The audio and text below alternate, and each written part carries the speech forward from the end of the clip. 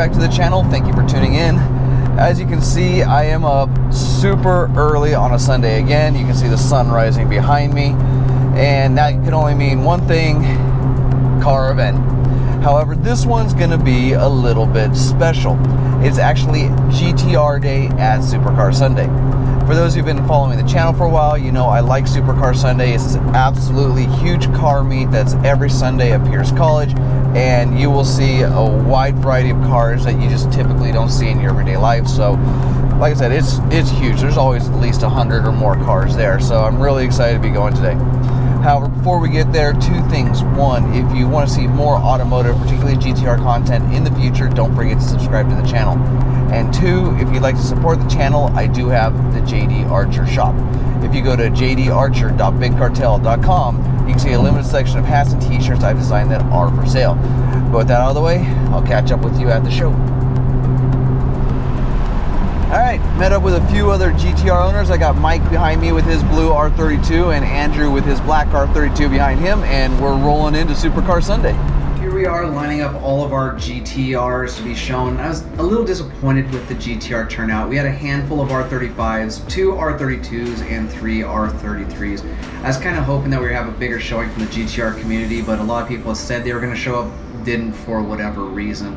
But it was still kind of nice to meet everybody. This was one of the R33s that showed up. Funny enough, for some reason, all 3 R33s were silver, but they were all different in a little way. This one claims it was a V-Spec Nismo edition. It's got the badging right here so you can see. This one, which looks very similar to the first one, was not a Nismo edition, but it does have that little scoop on the hood. And then here we have the third one that has the N1 intakes on the front bumper, also known as the pig snout. All 3 were very clean examples. Interior was very nice, and I didn't see any rust on any of them. Of course, this GTR parked next to us, it's not a Nissan, but it's still a GTR, so we allowed it. This was a very nice Z car. I absolutely love the paint on this car. However, there's something I hadn't really seen before, and that was this rear spoiler. I don't know if that's a factory option or something extra. If you know, let me know in the comments section. And of course, like most Z cars, you have an engine swap. I'm not sure how I feel about Chevy being the engine swap, but it is what it is. For some reason, there were a lot of NSXs that showed up to the show. In fact, there was more NSXs than there were GTRs at the show, which was a little sad to say. But I'm typically not a fan of Honda, but I am curious to see what it'd be like to drive one of these. This was a very nice replica of the Bandit car from Smoking the Bandit. The guy did a good job, very clean. The only thing that's missing is the fire chicken on the hood. Of course, I'll always stop to appreciate 69 Camaros because it was my first car. And of course, the king of the Camaros is a Z28 Camaro from 1969. Very clean. Love the color on this car. And as you can see here on the engine, it is a true cowl induction. It seals against the hood to get a little bit of an air ramp from the cowl. Here was a very nice 69 Camaro as well in yellow SS, but it has something really unique you don't see very often. If you look back here, the brake booster is still stained copper. A lot of times that gets scratched or damaged and people just paint it, so it's very rare to see it still in that copper color.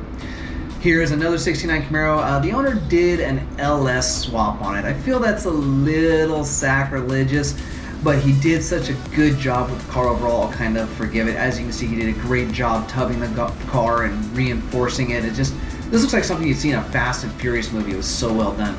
This GTO, I was really surprised. I thought this was all factory and clean. No, this was actually a restoration. The owner did a great job of making it look like it's right off the showroom floor, including finding 50-year-old paper to have the sales sticker reprinted. So it wasn't the original, it was a reprint. Cool little Mini Cooper, I do like them, even though this one's got a Honda engine swap. Very beautiful fastback Mustang. It has this really interesting engine. It's got all those velocity stacks. It says Cobra. I haven't seen this engine before, so I'm curious to know the story on it. If you know, post in the comments section. Here was, of course, a clean. You can't skip out on a Shelby GT500. Also very clean, very rare to see. Another nice yellow Mustang. This one was show quality. If you look at this engine, I mean, it's clean, it's chrome, everything's put together exactly as it should be.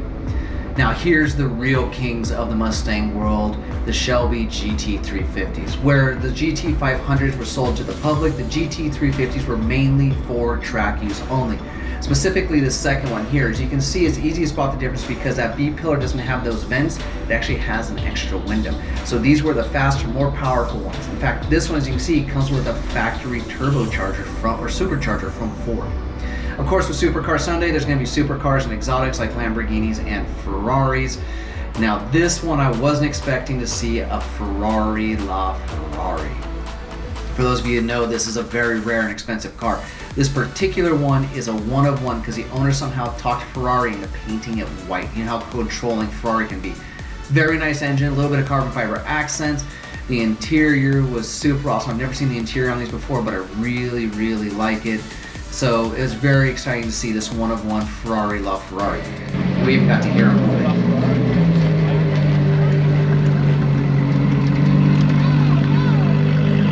He was moving it for a good reason because there was a second Ferrari LaFerrari.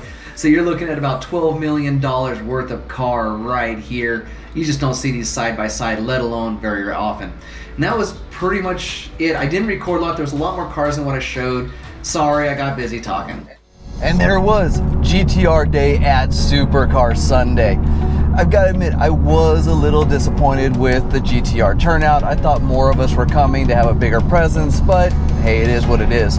Fortunately, it is Supercar Sunday, so there's always plenty of other cars there to make up for the lack of the ones you want to see. I mean, come on, how often are you going to see two Ferrari LaFerraris side by side, let alone a one of one with a unique paint job from Ferrari itself? So you're never going to be disappointed. If you live in the SoCal area, I heavily recommend coming to Supercar Sunday at least once. You won't regret doing it. I hope you enjoyed this video. If you did, don't forget to hit that thumbs up button to let me know. It does help the channel out a lot. As I did say, if you want to see more automotive, particularly GTR content in the future, don't forget to subscribe to the channel. If you have any questions or you feel anything I've missed, don't forget to post in the comment section down below. I will respond to you. I thank you all for watching, and until next time, forget everything else, focus on the finish line.